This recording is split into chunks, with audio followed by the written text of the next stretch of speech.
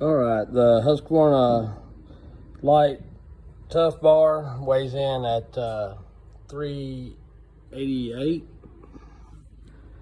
and I've got ordered a laser ultralight bar. It weighs in at 336, and then I've got my Samara bar that's just a regular bar, and it weighs in at 440.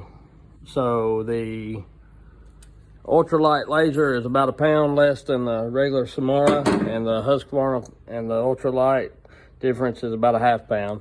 They're all 32-inch bars, so thanks, and we'll see you later. We'll catch you on the next one. Keep watching.